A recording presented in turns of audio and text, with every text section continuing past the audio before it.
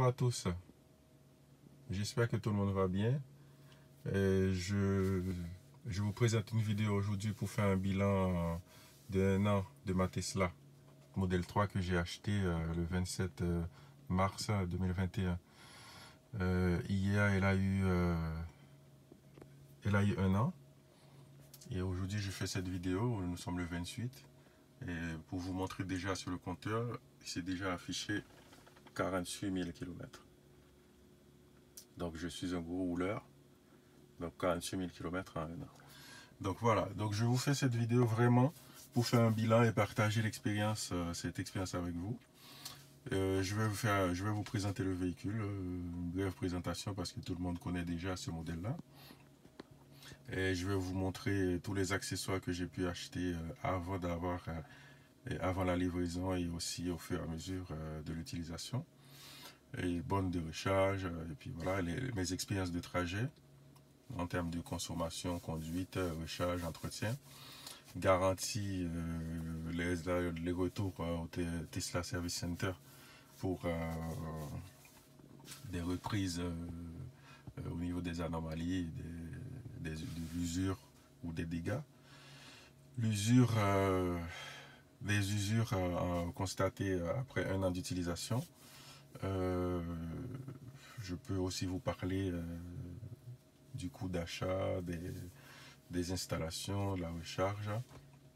Et puis, pour finir, je vais remercier tous les pionniers, les leaders sur le réseau social YouTube, notamment tous les influenceurs qui ont permis à des gens comme moi d'être informés, d'être instruits au niveau de Tesla avant même l'achat d'un véhicule. Donc je vais faire un clin d'œil à toutes ces personnes-là. Je m'excuse pour ce format, encore une fois, je suis un amateur. Je ne peux pas vous proposer quelque chose de plus intéressant par rapport à ce qui se fait sur YouTube. Donc je suis en train de filmer avec mon téléphone. Malheureusement, YouTube ne me permet pas de filmer en direct ou de filmer directement depuis la plateforme pour enregistrer la vidéo. Ça me permettrait de pouvoir permuter entre les caméras, les objectifs. Et là, du coup, vous ne pouvez pas voir ma tête, sauf à un moment donné, je vais juste faire ça parce que je n'ai pas d'équipement, pas de trépied, pas de perche, rien du tout. Je suis vraiment... c'est le système D. Donc voilà, donc pour avoir une idée, voilà, je vous montre mon visage. Parce que c'est bien de voir la personne qui parle. Après, tout le reste de la vidéo, je vais juste vous partager les parties, tout ce que je vais vous expliquer, voilà, vous allez les voir en image. Voilà. Donc je vous remercie déjà pour votre indulgence et parce que comme je l'avais déjà dit dans une première vidéo, c'est que moi je suis un amateur et je n'ai pas de chaîne YouTube avec une production de vidéos régulièrement et du matériel pour pouvoir vous proposer quelque chose de plus professionnel. Voilà. Donc au niveau de la présentation du véhicule, je vais sortir. Comme ça, on va voir l'extérieur du véhicule. Voilà, c'est Model 3. Model 3 2021. C'est la première version de 2021, le premier trimestre 2021. C'est la première version où Tesla avait complètement modifié les choses. Coffre arrière électrique. Voilà, tous les changements que vous avez pu constater au niveau des baguettes qui sont maintenant en caoutchouc, en noir, au lieu de chrome. Donc, voilà.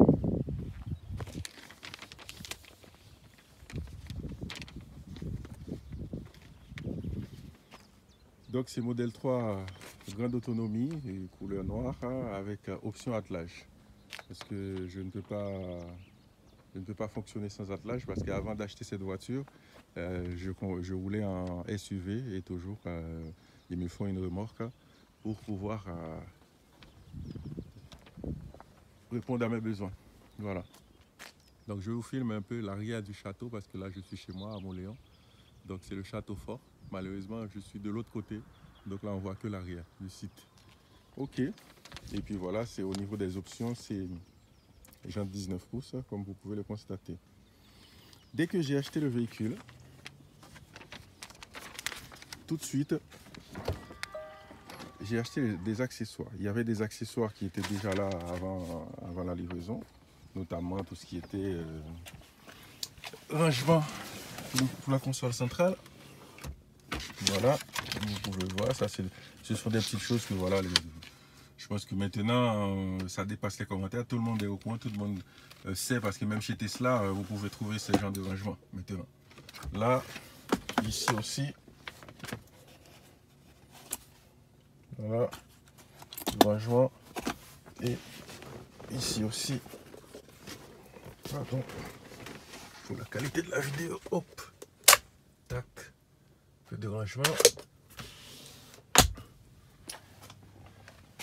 Les tapis de sol, tapis de pied.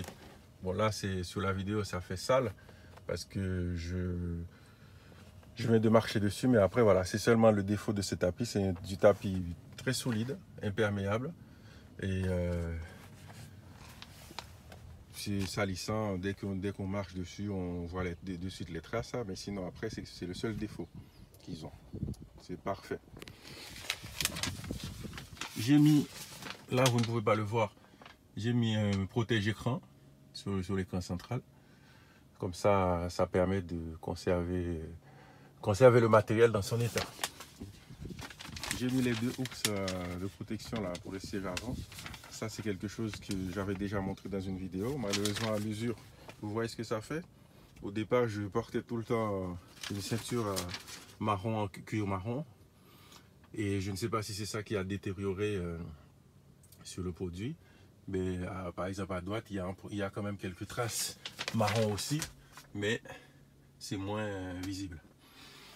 Donc, mais par contre c'est parfait, c'est formidable parce que je vois la différence en termes de luminosité et la chaleur l'été quand il fait très chaud. À l'arrière, au niveau des accessoires, bon, je vais plutôt filmer de l'autre côté parce que mon siège il est reculé à fond, donc ça sera moins facile à voir. Voilà. Ici j'ai mis voilà un petit rangement, boîte de mouchoirs là par terre. C'est parfait tout ça. C'est des gadgets mais qui ont leur utilité. Voilà, attention, ici normalement il n'y a rien, mais au moins je laisse les portières ouvertes comme ça, ouvertes. Dans le coffre, il y a aussi le tapis de coffre arrière. Au niveau des tapis, j'ai pas pris de tapis pour le coffre avant, pour le Franck. Pour le moment, je ne vois pas trop l'utilité. Et voilà. Donc j'en reste là pour l'instant. Voilà, les tapis, je mets dans l'habitacle et dans le coffre arrière. Les joints d'étanchéité, j'en ai rajouté. Voilà, là, ça ne va pas se voir sur la vidéo, mais il y a des joints d'étanchéité partout qui sont sur le coffre arrière, coffre avant et au niveau des portières. Je vois la différence, je sens la différence. J'ai moins de bruit de vent, de bruit d'air quand je roule. Et avec le joint, le fameux joint, et sur le toit. Donc, quand j'ai acheté la voiture, j'ai tout de suite installé une borne de recharge. Donc pour l'installation, ça m'a coûté un peu, au niveau des dépenses pour les installations, ça m'a coûté environ 700, près de 800 €. Parce qu'il y a eu la borne, les câbles électriques, le tableau électrique, disjoncteur différentiel, connecteur Wago, boîte de dérivation, collier de fixation et tout ce qui va avec une bonne installation électrique. Au niveau des accessoires, donc du coup, vite teinté, ça m'a coûté 380 €. Les rangements pour tout ce qui est accoudoir, rangement console centrale, tapis de sol, tapis de coffre, petite garde-boue que j'ai acheté, que j'avais installé à l'avant pour protéger le bas de caisse parce que j'ai dû faire 2 allers-retours chez Tesla pour ce problème de peinture parce que la couleur noire, ça s'abîme très vite quand on roule, surtout quand on habite dans un endroit comme moi à la campagne quelque part. Donc avec tout ce qui est éclaboussure, les cailloux, le sable quand on roule. Et donc ça abîme très vite la peinture. Et donc j'avais acheté 2 garde-boue avant chez Tesla qui ont coûté 50 €. Je les avais installés. Et bien, je les ai installés juste pour sortir de chez moi. Il y avait une petite marche à descendre. Ça a frotté. Et bien, je les ai enlevés. Donc là, je les ai. Et soit je vais les donner à quelqu'un si ça peut être utile, ou essayer de les revendre. En tout cas, moi, je n'ai pas l'utilité parce que en sortant de chez moi, bon, esthétiquement, ça pouvait passer, mais dès qu'on roule, dès qu'on descend une petite marche, si par exemple on monte sur un trottoir, eh bien, ça frotte. Je pense qu'à force de frotter, ça va les abîmer. Donc voilà, il y avait les kits garde-boue, protège-écran comme je l'ai déjà dit, protège-siège avant, protection arrière,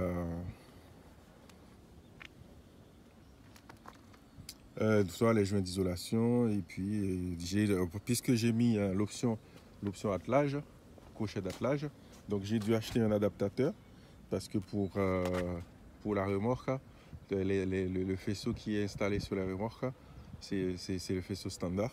Donc il a fallu un adaptateur faisceau d'attelage. Donc voilà, j'avais pris des appuis-têtes maintenant que je ne m'en sers pas plus puisque j'ai mis les housses de siège. J'avais acheté un autocollant pour le feu stop. Un autocollant, c'était marqué là, par exemple, là, et on pouvait voir Tesla quand on appuyait sur le frein. Et il y avait des lettres de Tesla qui s'allumaient. Mais malheureusement, j'ai enlevé parce que le produit, je ne sais pas si c'est le produit qui n'est pas bien. En tout cas, j'avais de l'eau, ça a conservé de l'eau en dessous et de la buée. Donc, je les ai gardés 24 heures parce que malheureusement, en plus, après l'installation, après l'avoir installé, j'ai dû laver la voiture et bien après, j'ai constaté qu'il y avait de l'eau qui est restée pendant plus de 24 heures et ensuite de la buée. Donc, ça ne faisait pas joli. J'ai tout enlevé. J'ai ajouté aussi au niveau des portières des projecteurs de logo Tesla en LED pour les portières. C'est-à-dire que quand j'ouvre les portières, les 4 portières, la nuit, on a le logo Tesla qui est projeté au sol.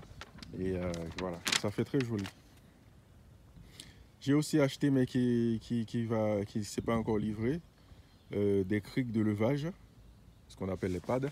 Parce que chez certains garages, quand on veut prendre rendez-vous pour, par exemple, pour changer les pneus, eh bien, on vous dit, est-ce que vous avez de quoi lever la voiture?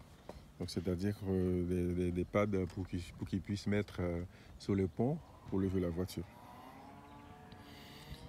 Et j'ai acheté aussi un crochet crochet de rangement pour le coffre arrière.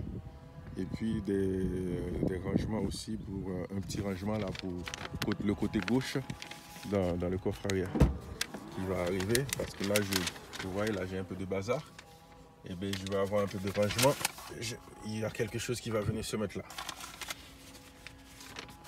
Donc en tout cas au niveau des dépenses, c'est que la voiture ça va coûter ça m'a coûté environ 1 500 € de tout ce qui est accessoires et installation. Au niveau des usures, donc je suis retourné chez Tesla parce que j'avais un problème. J'ai un moteur au niveau du siège du conducteur, le moteur bas qui était cramé, qui ne fonctionnait plus. Donc du coup, je ne pouvais ni avancer ni reculer mon siège. Donc du coup, on m'a remplacé le siège. Et lors de l'opération, ils avaient abîmé les garnitures de la portière, il y avait des traces. Et puis ils avaient abîmé aussi la carrosserie. Donc voilà, j'ai dû repasser chez eux. Non, là par contre c'est le Ranger qui était passé. pour remplacer tout ce qui était garniture de porte côté conducteur et montant de porte. Toutes ces pièces-là ont été remplacées. Et donc maintenant c'est bon. On va parler de consommation. Au niveau des consommations, moi j'ai 100 km entre mon domicile et mon travail. Donc je fais 200 km tous les jours pour aller au travail. Sur mon trajet, mon trajet est composé de 50% d'autoroute et 50% de routes départementales, de traversées de villages. Et donc je mets environ 1h20 le matin et 1h20 le soir. Et donc je consomme, parce que moi je préfère parler en pourcentage, c'est plus parlant, c'est plus concret pour moi. En pourcentage, parce que j'ai une batterie de 77 kW, réel 74 points et quelques, je crois. Et chargé à 100%, je pourrais faire 2 allers-retours sans recharge. Mais ce qui veut dire rentrer chez moi au risque de ne même pas arriver, c'est-à-dire arriver à 0%, vraiment à 0%, entre 0 et 1%. J'ai déjà testé une fois parce que j'avais une petite journée. Parce qu'il faut savoir que quand je suis au travail, ma voiture est immobilisée pendant 11 heures en général. Donc les 2 jours que j'ai testé, c'est parce que j'ai eu 2 petites journées où j'ai commencé à 7 heures et j'ai terminé à 12h30.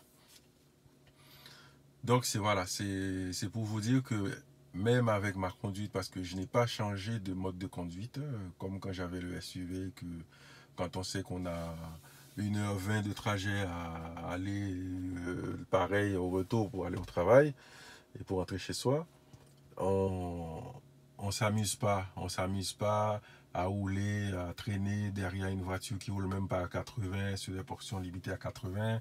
Voilà, moi j'ai une conduite sportive. Je ne traîne pas, je trace, et notamment avec les horaires, parce que moi je suis souvent dans les horaires décalés, c'est-à-dire que je peux terminer tard le soir ou commencer tôt le matin. Et donc,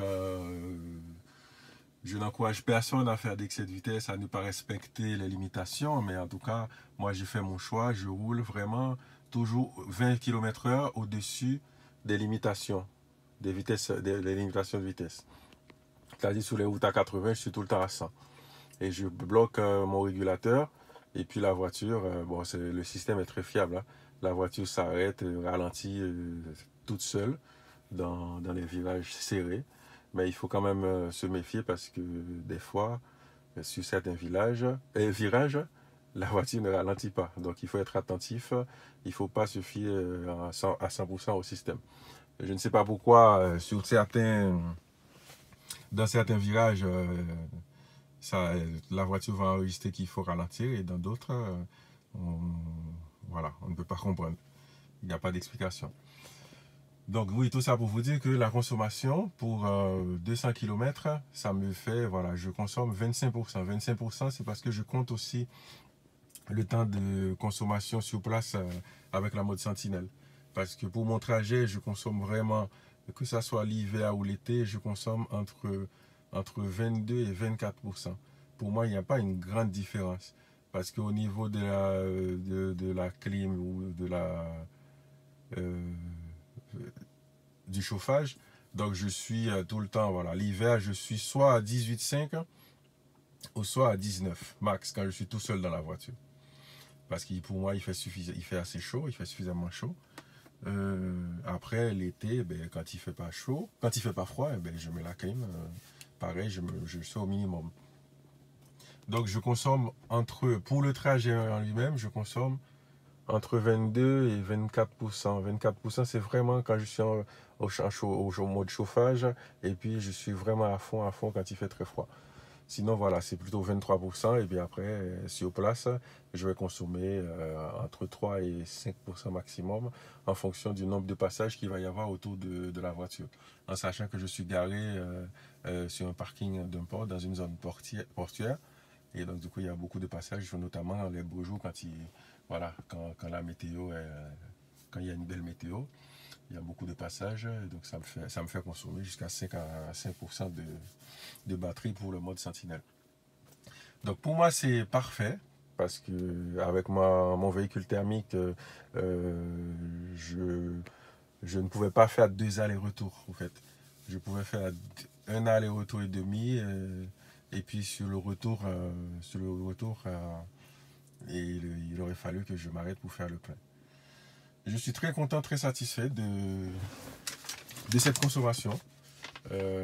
Conduite sportive sans faire attention, je ne calcule pas, je ne réfléchis pas, je démarre et j'arrive. Et puis, je sais que bon, je vais recharger tous les jours en rentrant pour éviter de prendre trop de risques pour ne pas abîmer la batterie. Mais sinon, j'aurais pu prendre le risque de faire 2 allers-retours avec une recharge. Donc, je suis satisfait de cette voiture. Pour revenir là sur la consommation, je recharge à la maison. Et parfois sur une borne chez Leclerc qui n'est pas loin de mon travail. Et ça me permet de faire une petite balade de 45 minutes et un peu de sport quand même. Hein? Donc, mais sinon, 90% de recharge, c'est à la maison. Je recharge en heure creuse dès que possible. Et je suis chez Total Energy et le coût de l'énergie, c'est 18 et 13. 13 en heure creuse et 18 centimes en heure pleine. Donc, pour le moment, si on calcule un aller-retour au boulot, ça me fait en recharge, ça va me coûter environ 4,50 € si je recharge en heure creuse par rapport à ce que je vais consommer. Donc c'est parfait au niveau économique, au niveau financier. Je suis très satisfait par rapport à ce que je vais laisser environ 400 € par mois de gasoil quand j'avais le véhicule thermique. Donc là on voit la différence. Donc je ne sais pas si tout ça vous parle là. Au niveau usure, donc je vais peut-être maintenant passer au niveau usure. Donc moi je ne vois pas d'usure. Après un an d'utilisation et 48 000 km au compteur, la voiture reste intacte. Dans l'habitacle, il n'y a pas de problème, zéro problème constaté. Il n'y a pas de traces. Bon, on va dire que là, par exemple, sur la boîte à gants, on peut voir quelques traits, même après avoir nettoyé, après le nettoyage, on peut voir qu'il reste encore quelques légers rayures, tout ça, traits qui sont apparents. Mais il n'y a pas d'usure prononcée apparente. Au niveau des pneus, par contre, je suis déjà au niveau où il faut remplacer les pneus arrière. Les pneus avant, ça va. Je suis à peu près il me reste encore 60% environ. Je suis à 40% d'usure. Et contrairement aux pneus arrière, qui sont vraiment à remplacer. Et c'est quelque chose que je vais faire rapidement. J'ai déjà pris rendez-vous chez Tesla. J'ai rendez-vous dans 1 mois. Ils m'ont fait un devis pour le remplacement du train arrière, les 2 pneus arrière. Pour me remettre les pneus à l'identique, hein, en Cook Ventus 235 par 40 R19. C'est quand même près de 500 € les 2 pneus. Je suis en train d'essayer de voir ailleurs parce que, en plus, en sachant que moi j'habite à plus de 200 km du Tesla Center. À chaque fois, il faut que je fasse des trajets. Eh bien, je ne trouve pas encore. Je suis allé chez Norauto. Je suis allé chez un autre garage qui essaye de trouver, mais qui ne trouve pas. des fois quand ils trouvent un modèle de pneus qui pourrait correspondre à Tesla, eh ben, il n'y a même pas de disponibilité. Il n'y a pas de délai de disponibilité, en fait. Donc, soit c'est en fabrication, soit il n'y a pas de délai. Et bien, au final, je suis obligé, je vais peut-être être obligé d'aller chez Tesla. Même si c'est beaucoup plus cher, je vais aller chez eux. Mais au niveau de la garantie, donc je suis déjà je suis déjà à 50 000 km. Je n'avais pas pris d'extension de garantie. Je suis en train de réfléchir. Je ne sais pas, peut-être que je vais la prendre. On verra. En tout cas, pour le moment, c'est juste il va me rester que 30 000 km que je vais faire en moins d'1 an. C'est dommage parce que du coup, je ne vais pas pouvoir bénéficier d'une garantie plus longue, c'est-à-dire 4 ans ou 80 000 km. Pour moi, 80 000 km en 4 ans, c'est pas possible. Et donc, je vais voir, est-ce que ça vaut le coup de prendre l'extension de garantie en sachant que je suis à 50 000 km à l'année. Et l'extension de garantie, je me suis renseigné, va me coûter 2 800 €. Donc, dites-moi en commentaire, est-ce que vous pensez que ça vaut la peine ou pas? Parce que moi, je suis en train de calculer. Bon, certes, il y a 2 700 €, c'est quand même une somme. Mais aussi, est-ce que ça va être rentable? Parce que là, pour le moment, à part le problème que j'ai eu avec un moteur de siège qui était grillé, parce que je pense que c'est une période dans laquelle je passais beaucoup de temps dans la voiture, je rechargeais sur des bornes de recharge, des centres commerciaux. Après le travail, des fois, je restais dormir dans la voiture. Je pense qu'à force, j'ai passé trop de temps sur ce siège-là. Mais c'est une chose que je ne fais plus. Donc voilà, je ne sais pas, on est à l'abri de rien. Mais en tout cas, voilà, je me demande, est-ce que ça vaut la peine de partir sur une extension de garantie ou pas? Dites-moi dans les commentaires si vous pensez juger nécessaire ou pas. Voilà, au niveau des battes de caisse, j'avais été chez Tesla pour reprendre la peinture de bas de caisse. Et il y en a encore. Là, par exemple, là, c'est au niveau des portières. Vous voyez, là, il y a un éclat de peinture. Et ça, c'est pas un coup de portière. Des coups de portière, j'en ai déjà eu ici, là. Ça avait été repris un petit peu là. On m'a mis un peu de peinture dessus. Mais la peinture n'est pas très solide. J'ai aussi des éclats sur le capot. Sur la caméra, ça ne va pas se voir parce qu'en plus, il y a le reflet du soleil. Mais sinon, là, on a des éclats un peu partout. Ah ouais, là, ça se voit. Là. En roulant, surtout quand il pleut, il suffit qu'il y ait du sable, des cailloux sur la route. Projection sur le capot, vu la forme de l'aérodynamisme, ça impacte. À l'impact, ça frotte. Direct, ça enlève la peinture. Voilà. Bon, en tout cas, je suis désolé pour cette longue vidéo, en plus une vidéo d'amateur. Je veux quand même, avant de terminer, remercier Tesla Geek, Tesla en Provence, Electron Libre, De Choucroute Garage, Maman Électrique, Tesla Fil, Xav Tesla, Nicolas Tesla, Yann Fleurant, Tesla Aventure, Tesla 3, Tesla Enthousiaste, Tesla Handicap. Et puis désolé pour les autres que je n'ai pas cités parce que voilà, je ne pouvais pas citer tout le monde. Et donc du coup j'ai cité les essentiels. L'essentiel, c'est que toutes ces personnes-là m'ont aidé à vraiment connaître, à mieux connaître ma voiture, déjà à la découvrir avant la livraison.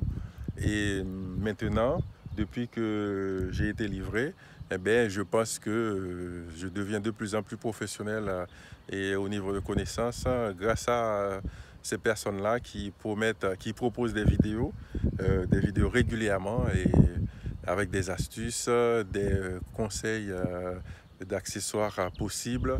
Donc voilà, merci les gars, merci. Et continuez, vous faites un bon travail, un travail qui permet à tous les futurs propriétaires de Tesla ou les propriétaires de Tesla qui sont comme moi.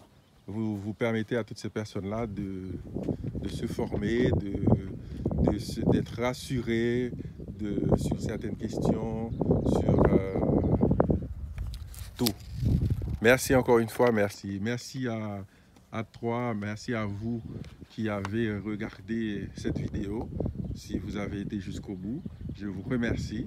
Encore une fois, merci de votre indulgence parce que cette vidéo, c'était vraiment une vidéo d'amateur, comme je l'avais promis. Donc, j'avais fait une vidéo pour les premiers 10 000 km, les premiers 10 000 km. Et là, aujourd'hui, c'était pour les 1 an du véhicule. Donc, je vous remercie. Et puis, je reviendrai vers vous avec peut-être une autre vidéo plus courte pour un partage d'expérience. Merci. À bientôt. Ciao, ciao.